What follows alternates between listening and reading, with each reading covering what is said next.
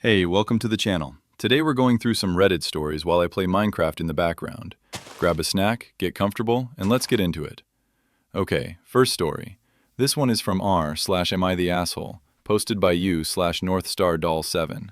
So this person is 26 years old. She works as a nurse.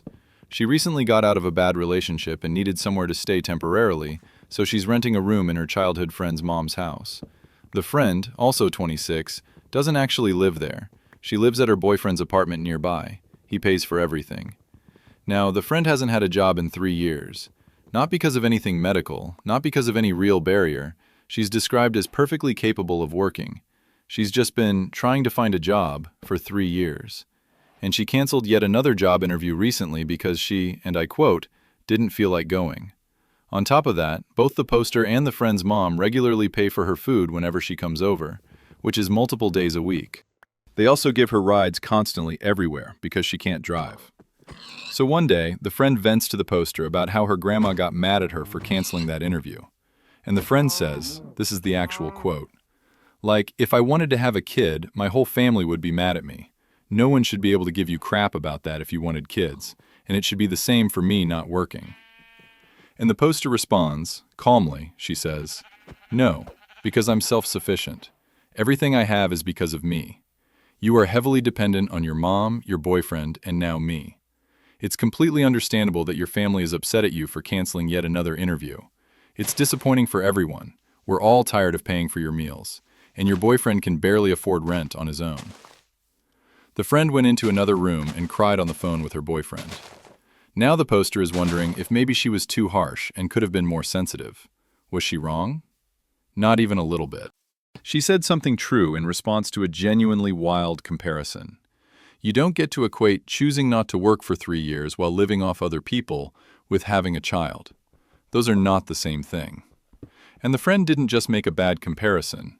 She made it while complaining that the people who feed her and drive her around have opinions about her work situation. That's a level of comfort that takes real effort to maintain. Someone needed to say it, and honestly, she said it pretty calmly. Next story. r/am I the asshole, posted by you/xkinetics.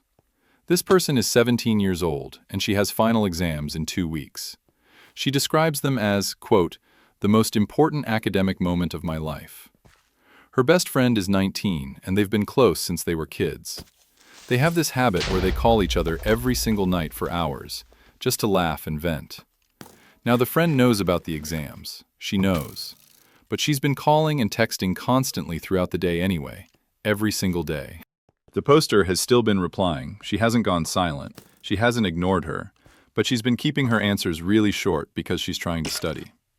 The friend gets upset and accuses her of ignoring her and being a bad friend. So the poster tells her, I'm really busy right now, and you of all people should understand this. Because literally last year you were in the exact same situation as me with your own finals. The friend responds with a cold, okay, just that. And since then, she hasn't texted or called at all. Complete silence. Now the poster is stressed about exams, feeling guilty, and worried she ruined a lifelong friendship just for trying to study. Was she wrong? No. You are allowed to be less available for a few weeks during the most important exams of your life. She wasn't ignoring her friend. She was still responding, just not at the usual hours-long level. And the friend went through this exact same thing 1 year ago. She knows what it feels like. The silent treatment after getting a reasonable explanation isn't hurt feelings, it's a guilt trip. Study, do well on your exams, and deal with this later. Okay, this next one is actually really funny. r/am I the asshole, posted by you/Frankie-Ring774. So this person checked into an Airbnb, and before they touched anything, before they even unpacked their bags, they took out their phone and did a slow, thorough walkthrough of every single room. They narrated the whole thing, pointing out any existing damage they noticed as they walked through. A scratch here, a stain there, whatever was already there when they arrived. The whole video ended up being 4 minutes long. They sent it to the host immediately with a very polite message that just said something like, just wanted to flag a few existing issues so they're documented before my stay. Reasonable, right? The host replied, this is incredibly insulting. I've never had a guest do this before. You clearly don't trust me. The poster's girlfriend also said they went too far and sounded paranoid. A couple of friends said it was smart. But here's the context the poster gives. Last year, a different Airbnb host charged them $400 for a stain that was already there when they arrived. $400. And they had no way to prove it wasn't them. Was the poster wrong for filming the walkthrough? Absolutely not. He learned from a $400 mistake and protected himself this time. If there's no pre-existing damage in the place, then the video just confirms that, and nobody's out anything. The only reason a host would be upset about a damaged walkthrough video is if they were planning to blame the guest for something that was already there. That reaction is more suspicious than the video. This next one comes from r/amItheasshole, posted by u/Chelsea_core. So this person and her sister grew up really close, like best friends. But lately things have been strained because the sister is getting married in 2 months, and apparently everything has to be about her from now until then. Here's the situation. The sister's bridal party and the poster's 21st birthday fall on the exact same day. The poster told her sister she planned to celebrate her birthday with her friends and family, separately, her own celebration, nothing to do with the wedding. The sister's response was that it was a bad idea because the whole attention will be on you, and that these 2 months are all about her. Then, the sister asked her not to post anything about her birthday on social media during that time. The poster said no, she wasn't going to do that. The sister then said she was uninvited from the wedding entirely. Her own sister's wedding, because she wants to celebrate her 21st birthday on her 21st birthday. Was the poster wrong? No. A birthday is a birthday. She wasn't throwing her party on the wedding day. The bridal party is just a pre-wedding event, and her birthday happens to fall on the same day. She has no control over when her birthday is. She wasn't wearing white, she wasn't trying to steal attention at the actual wedding, she just wanted to celebrate turning 21. And getting uninvited from your own sister's wedding over this is a massive overreaction that says more about the sister than anything else. Okay, this next one is kind of random, but I genuinely love it. r/amItheasshole, posted by u/AdventurousWeird78. This person has a gaming PC in their home office on the second floor of their house. The PC case has 2 light-up fans in the front, RGB lights, you know, the colorful, glowing kind. They noticed at some point that you can actually see the glow coming from their window from the road outside. It's visible because there are no streetlights in that area, so the RGB glow kind of stands out at night. So one evening, they're outside with their kids, and their neighbor walks by walking his dog. The neighbor brings up the lights from the window and says, and I'm not exaggerating here, that the lights give the wrong impression in the neighborhood. That's the entire complaint. RGB PC lights, wrong impression, in the neighborhood. The poster says ever since then, whenever they're gaming at night, they keep wondering who's looking through their window at them. Were they wrong for having lights on their gaming PC?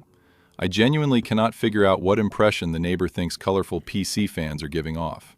Like, what does he think is happening in there? Is it a rave? Is it a spaceship? It's a computer with some lights. This is the most minor thing anyone has ever brought up to a neighbor. I think the neighbor just wanted something to talk about on his walk, and this was the best he had. This one hits a little different. r/amItheasshole, posted by u/James30100000. This person describes themselves as the one everyone calls when something goes wrong. And they mean everyone, family, friends, everyone. They listen, they help financially when they can, they rearrange their schedule for other people, and they consistently put everyone else first without complaining. This has just been their role for as long as they can remember. Recently, they went through a really difficult personal loss. And instead of being able to grieve properly, they got thrown straight back into work almost immediately because they were understaffed. So they've essentially been operating in survival mode, carrying their own grief and guilt while also continuing to hold up everyone else's problems at the same time. And here's what they noticed. Nobody checked in on them. Not in the way they check in on everyone else. The same people who call them when something goes wrong didn't really show up when something went wrong for them. So this week, for the first time, they said no. A family member needed help with something, and they said they couldn't do it. They were emotionally exhausted and drained. And instead of getting any understanding, the family member told them they were being selfish and acting differently lately. Now they feel guilty. But they're also starting to feel something else, resentment. Because they're realizing they've built a life around being there for everyone, and nobody seems to notice when they need someone to be there for them. Were they wrong for saying no? No. And I think the word selfish here is really interesting, because it's being used by someone who has been on the receiving end of this person's generosity for a long time, and just doesn't want to lose access to it. That's not them caring about this person. That's them caring about what this person does for them. You're not selfish for saying no once while grieving. You're human. And honestly, the resentment they're starting to feel is telling them something important about some of these relationships. All right, last one. R/Am I the Asshole, posted by U/LocksmithWaste3306. So this person has been with his girlfriend for 7 years. This year, she moved out of their shared place. She wanted to experience living on her own. Their relationship was already going through some difficulties. She got her own apartment. She has a small dog with severe anxiety.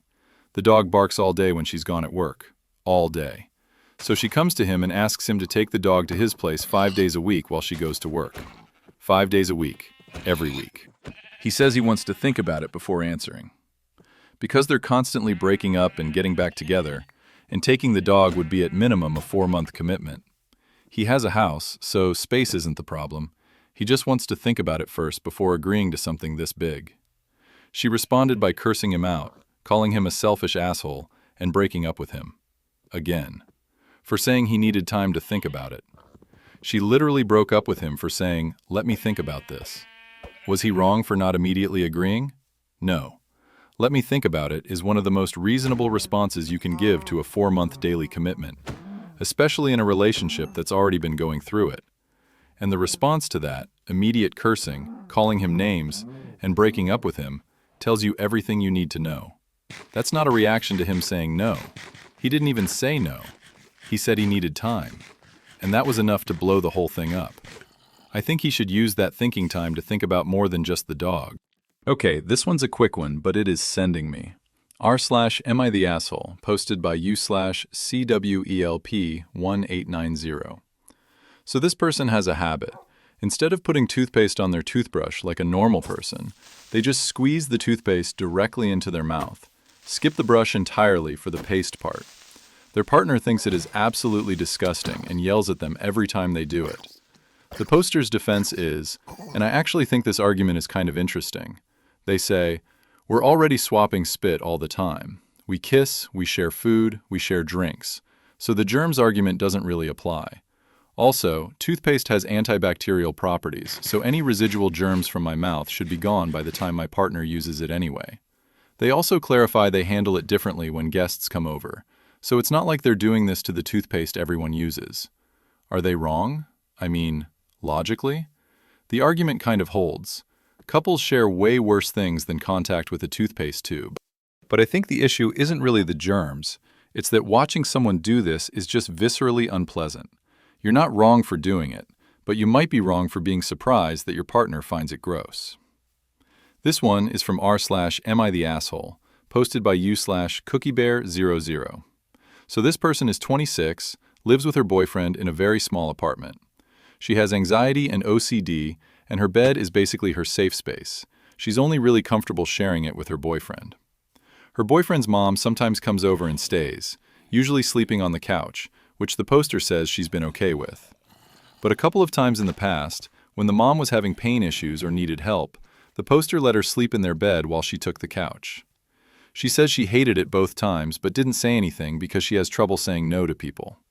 Then recently the topic came up again. The mom wanted to try out their new bed, which they'd only had for a couple of weeks, and the boyfriend casually mentioned this to the poster over the phone like it wasn't a thing. The poster says she thought that was weird. So the poster finally admitted she's not comfortable with anyone else sleeping in their bed anymore. This hurt the mother-in-law's feelings, and now things are tense.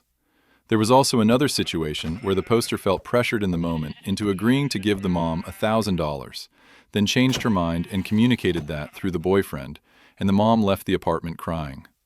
The poster sent her a long apology message explaining it wasn't personal, that she does care about her, but the mom never responded and ignored it. Was she wrong for setting this boundary? No. Your bed in your own apartment is genuinely one of the most personal things there is. She'd already gone against her own comfort twice to accommodate the mom, and now the mom wants to try the new bed just because it's new. That's a weird ask. And the $1,000 situation on top of it? Being pressured into agreeing to give someone $1,000 and then crying when the answer changes? That's a lot of emotional weight to put on someone who lives in a small apartment and is already stretching their boundaries. R/am I the asshole, posted by u/impressive_gas_2419. So this person and his wife, she's Northern European, have spent a long year thinking about whether to move their family to southern Italy, a country where they used to live. They decided it's the best thing for them and for their kids. The hard part was telling his parents. His kids are their only grandchildren, so he already had a pretty good idea of how it would go. His dad was sad but understanding. His mom went into complete silence, and his sister went off on him, said he's selfish, that he doesn't care about the family, that their parents only have these grandchildren, and he's taking away the one joy they have left. But here's what gets him. They didn't even ask why. Nobody tried to understand the reason. And he says, maybe their son is half depressed because there's absolutely nothing for him in that small town. Maybe his wife is struggling even more because she can't integrate there. Maybe they want to give their kids a real future. But none of that came up. It was immediately about the family's feelings and what they're losing. He ends his post by saying, their happiness comes first, as always. Was he wrong for deciding to move? No. People are allowed to move, especially when the reason is that they're struggling where they are and want something better for their family. The family's reaction is understandable on an emotional level. Losing access to grandchildren is genuinely hard. But going straight to, you're selfish and you don't care about us, without even asking why, is not a great look. The line, their happiness comes first, as always, says a lot about how these dynamics have worked for a long time. This one is from r/am I the asshole, posted by u/possible_ad8975. So this person has two relatives staying with them and their husband in their apartment. They've been letting them use one of their cars to get to and from work while the relative saves up for his own. They've also been letting them use their laptop to apply for jobs. After about a month, one of them got a speeding ticket in their car. He paid for it, but still. Then they noticed the laptop was constantly being left all over the place, including on the floor, and at some point the screen ended up completely cracked. Beyond that, whenever the relatives cook dinner for themselves, they leave the dishes piled up for days without washing them. Apparently, at first they were cleaning up the same day, but now they just let it sit. The poster and her husband have talked about it a lot, and both agree it's frustrating. But they keep wondering if they're overreacting and should give them more time to settle in. Were they wrong for being frustrated? No, they're not overreacting. There's a difference between someone adjusting to a new situation and someone cracking your laptop screen by leaving it on the floor and then not saying anything about it. The dishes I can give some grace on. Moving is stressful. But the laptop is a big deal. And the fact that it apparently just happened without any conversation about it is the part that would bother me most. Okay, last one. And I'll be honest. This one made me laugh out loud. r/am I the asshole, posted by u/Ellie did nothing wrong. So this person got their dog a bed a few weeks ago. The dog doesn't really care about it. He lies in it occasionally, but mostly ignores it. Their toddler, 19 months old, discovered the dog bed. And when he has a tantrum, he throws himself into the dog bed and calms down. That part started normal, but then he started just falling asleep in there after his tantrums. He now regularly naps in the dog bed. The poster says they think it's fine. The bed isn't dirty, the dog barely uses it, there's no dog fur or saliva situation. It's just a cushioned bed that happens to be for a dog. And they don't let the toddler sleep in it overnight, only for naps. But their mom found out and completely lost her mind about it. The poster is now second-guessing themselves. Were they wrong for letting their toddler nap in the dog bed? No. A clean, barely used dog bed is just a small cushion on the floor. The kid found something that helps him calm down from tantrums and then sleep. That's honestly a win for any parent of a toddler. I think Grandma's reaction is more about the concept than any actual risk. The dog bed isn't going to hurt him. Alright, that's all the Reddit stories I've got for today. Thanks for watching. If you enjoyed this, subscribe. I'll be back soon with more. See you next time.